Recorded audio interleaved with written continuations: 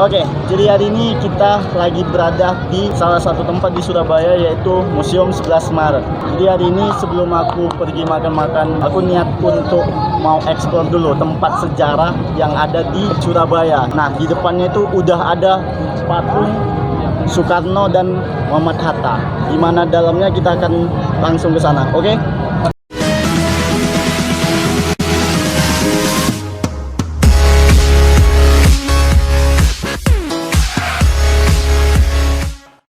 Sekarang aku ditemani salah satu temanku dari Madura. Dia jadi kameramen, oke? Nah, sebelum kita jelajahin seluruh tempat yang ada di sini, kita ke museumnya dulu, oke? Karena di sini benar-benar untuk tiap hari Minggu itu ramai banget. Bukan hanya sekedar liburan dengan keluarga, tapi mereka lebih kayak menghibur diri lah seperti itu. Jadi kayak bertamasya aja gitu. Mereka eksplor diri mereka biar lebih asik lah kayak gitu kan. Jadi kayak merasa free gitu.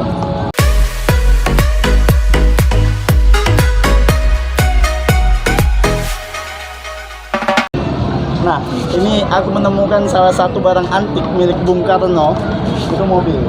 Jadi ini mobil miliknya Bung Karno pada tahun 1956. Ini berasal dari Jerman. Nah, untuk mobilnya sendiri mereknya itu Opel Capitan. Untuk saat ini sih udah nggak ada. Tapi mungkin kalau kalian pesan mungkin bisa ya.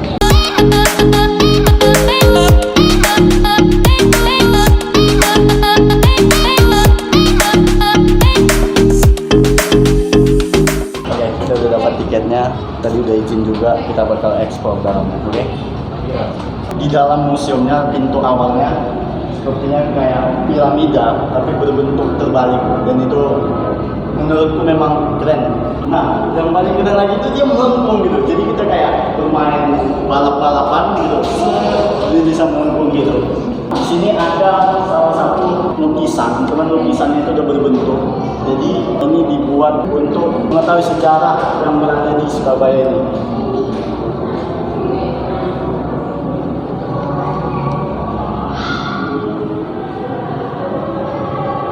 Ternyata museum sekarang itu udah menggunakan skala apa sih?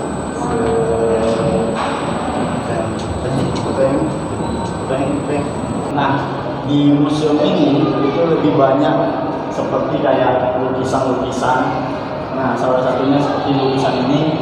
Ini sepertinya lukisan untuk waktu kita memperebutkan kemerdekaan di Surabaya. Terlihat dari mereka dengan gegapnya menuju ke lambang merah putih ataupun bendera bangsa Indonesia.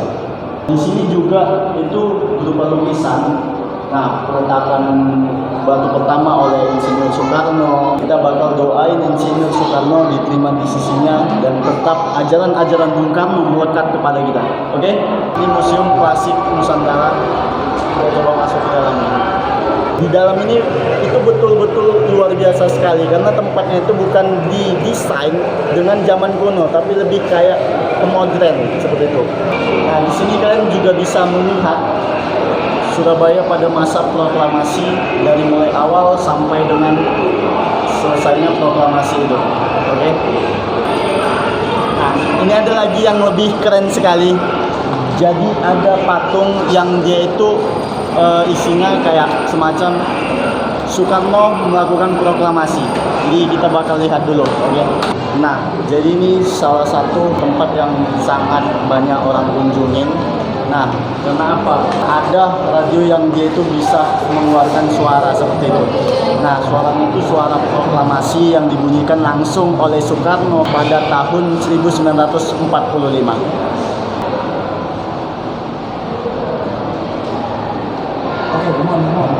Jadi ada hal baru kan?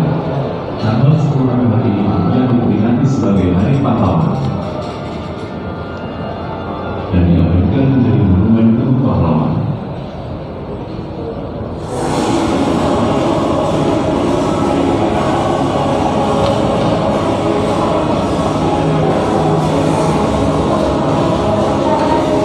Oke, jadi di sini kayak ada pemutaran film yang tentang cerita sejarahnya. Cuman tadi udah habis kita ya. Nanti aja kita tonton lagi, oke? Kita keluar dulu. Ini ada lantai 2, kita coba ke atas dulu. Apa sih isinya yang di lantai 2 ya? Nah, ini juga tempat yang sangat luar biasa sekali. Ketika kita naik ke lantai 2 itu udah disambut oleh gambar Muhammad Hatta. Nah, jadi ketika aku lihat tadi, ternyata barang-barang sejarah itu peninggalan dari Inggris dan juga Belanda.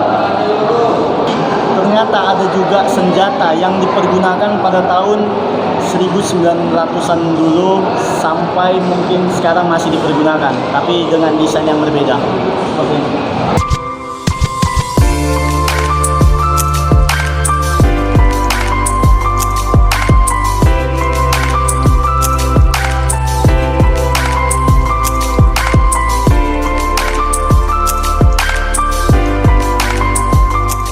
Oke, jadi itu beberapa hal yang ada di dalam museum. Nanti kita ke bawah lagi, kita lihat apalagi yang berada di bawah museum ini. Come on.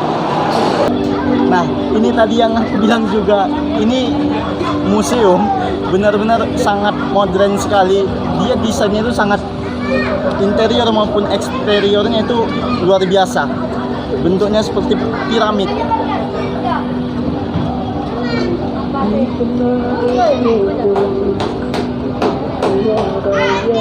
Di sini juga ada tank dan itu bisa dinikmati. Nah, kita mau tanya dulu ya gimana. Bu, mau tanya Bu, boleh ya Bu ya?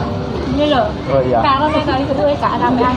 Kira-kira di sini liburan sering atau hanya baru pertama kali? Pertama kali. Pertama kali. Tempat ini gimana menurut Ibu? Luar biasa atau bagaimana? Bagus ya. Memang benar-benar menceritakan tentang sejarahnya Surabaya ya. Sangat menikmati.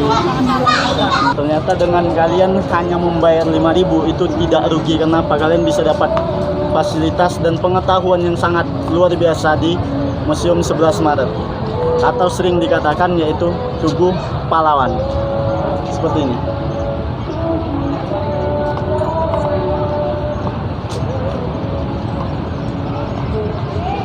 Tugu Pahlawan sendiri kurang lebih tingginya sekitar kalau diperkirakan 40 meteran lah kalau kita ukur ya, tapi kalau kalian mau ngukur sendiri silahkan. Memang sangat luar biasa tempat ini. Nah, kalau aku saranin ke kalian untuk liburan di sini mungkin bisa di weekend karena lumayan ramai. Tapi kalau kalian nggak suka keramaian, kalian bisa datang di hari Senin, Selasa, seperti itu. Kalau bisa sih datangnya sore, karena apa? Biar nggak terlalu panas. Kalau seperti ini sih Minggu, ya untung saja kita nggak kepanasan di sini. Cuman agak berkeringat karena capek. Oke? Mungkin ini aja dulu untuk di 11 Maret. Kita lanjut untuk makan. Aku tanya, bro, kamu lapar nggak? Lapar. Lapar, oke. Saatnya kita kuliner di Surabaya. Oke? Jadi ini aku udah berada di tempat salah satu kuliner yang udah direkomendasikan tadi waktu di Museum 11 Maret. Tempatnya itu Cak Gendut. Gimana ya? Apakah bentuk orangnya gendut atau porsinya yang gendut atau bagaimana? Kita langsung lihat ke dalam karena aku udah lapar kali. Oke?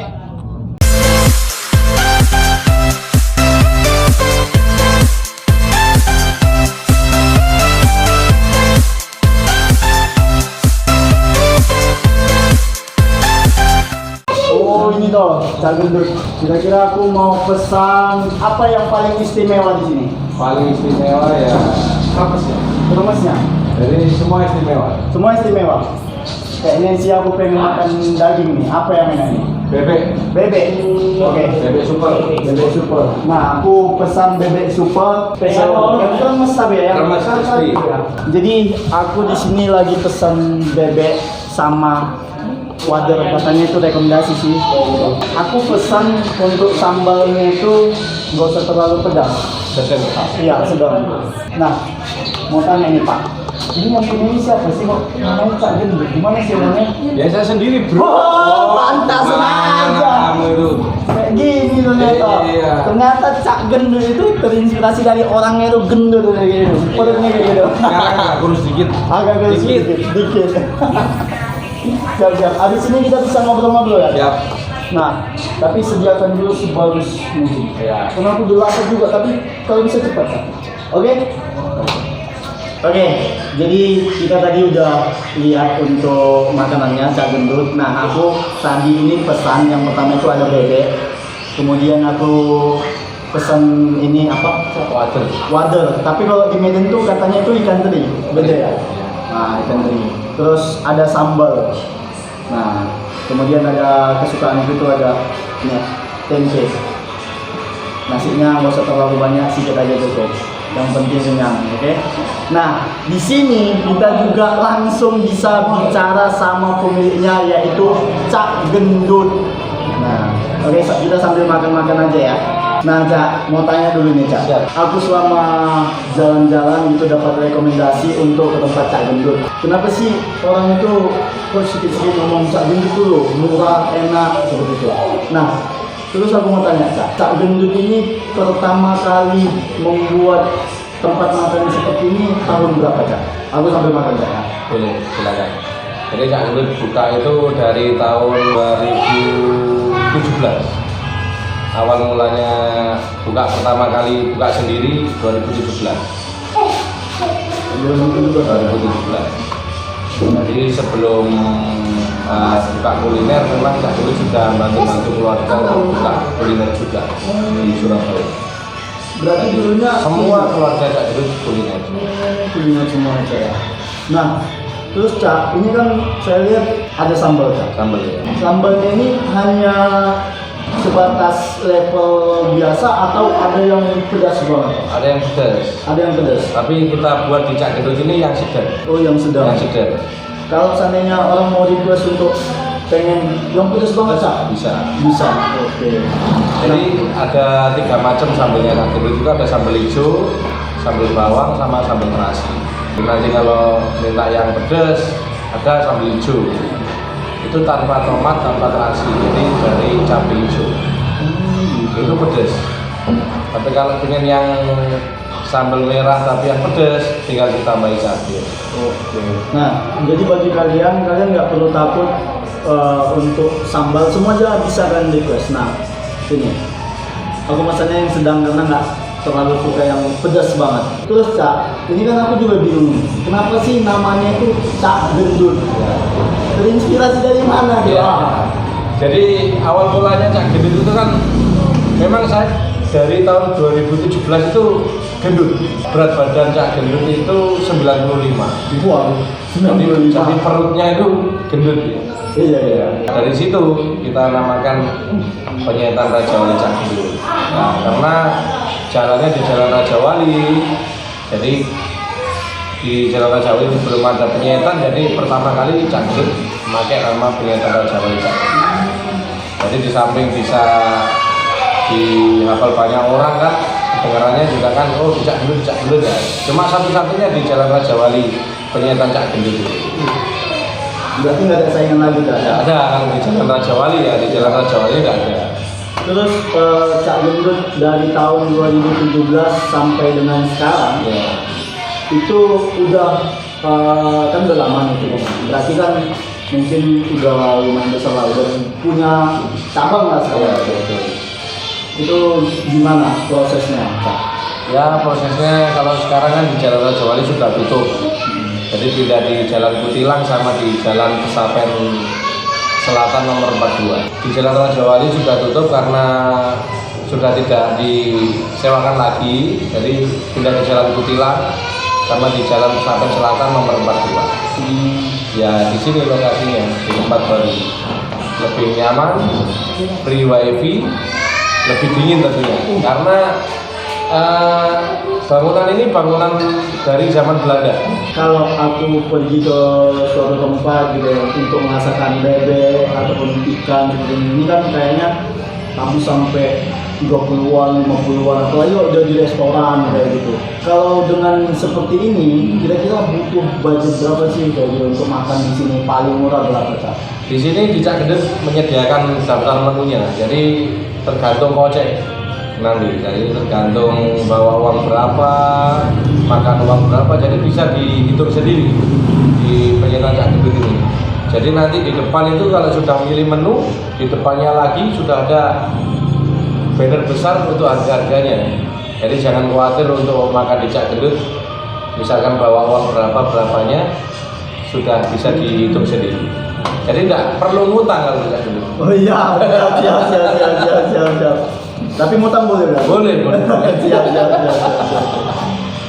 Nah, Cak, ini kan Cak Gendut sekarang sudah punya 2 ya? Ya. Luar biasa kali pendapatnya. Rezeki Tuhan itu lumayan bagus lah ya. Sekarang Cak mau tanya, ini kan tempatnya hanya sebatas di Surabaya. Kira-kira next Cak Gendut ada kepikiran untuk buat ke luar kota atau bagaimana Cak? Ya, ini kan masih kemarin kan ada perubahan di perpindahan depot ya di Jalan Raja Wali, terus sekarang pindah di Kutilang sama di Jalan Pesapen Baloan, Pesapen Selatan 42 ini. Jadi masih belum ada rencana untuk membuka cabang di daerah-daerah lain. Tapi next time sih intinya ingin mencoba untuk buka usaha kuliner di luar Surabaya. Kalau untuk tempatnya ini sendiri bukanya itu ada waktunya atau buka setiap hari? Kalau di tempat yang baru ini di Jalan Pesapen Selatan 42 ini bukanya mulai jam 8 pagi sampai jam 10 malam. Itu setiap hari? Setiap hari kita buka sekarang. Di sini itu kalau dikatakan itu dia langsung kalian pesan itu langsung digoreng. Jadi itu kalian nggak perlu harus Satu porsi. jadi renyah gitu. Jadi rasanya tuh enak kayaknya. Jadi langsung gitu. Kayak seperti apa ya bisa dibilang kerupuk gitu ya. Crispy gitu. Renyah-renyah gitu lah. Nah. Ini kan kalau saya lihat karyawan Cak Gendut kan semua laki-laki. Iya. Nah, kenapa Cak Gendut nggak mengambil juga satu karyawan cewek itu yang cantik Cantik gitu. yang mungkin bisa teman-teman lo nambah budaya kita. Kenapa Cak? Kemarin kalau sebelum kita buka di sini kan ya kita share di grupnya pelanggan Cak Gendut ya. Jadi Cak Gendut itu punya pelanggan di grup di WhatsApp sendiri. Jadi makanya Cak Gendut pindah kemana itu alhamdulillah pelanggannya Cak Gendut itu ya bisa memahami gitu, jadi bisa ngikutin gitu loh. Jadi setiap ada orang kesini atau pelanggan kesini itu dimintain nomor telepon sama Cak Gendut. Jadi kita jadikan satu di grupnya Cak Gendut. Iya, jadi seperti itu. Berarti Jadi kalau kenapa Cak Gendut nggak milih cewek yang cantik-cantik itu, waduh ini bahaya buat pelanggan ini, apalagi Mas Bro-nya sedikit sini nanti. Makanya karyawannya Cak Gendut laki-laki semua. Jadi yang masak nasi, yang masak ayam ya laki-laki semua. Iya. Kalau kalian mungkin pengen makan bebek gitu ya, kalian bisa datang ke Cak Gendut, rasain bebek, mantap. Oke guys, sekian video dari saya untuk satu hari ini. Mulai dari tadi kita udah jalan-jalan ke Museum 11 Maret, kemudian kita makan dan langsung berbincang sama yang punya, namanya Cak Gendut. Semoga video ini bisa bermakna bagi kalian yang suka makan juga, yang suka traveling. See you bagi kalian semua. Yeah.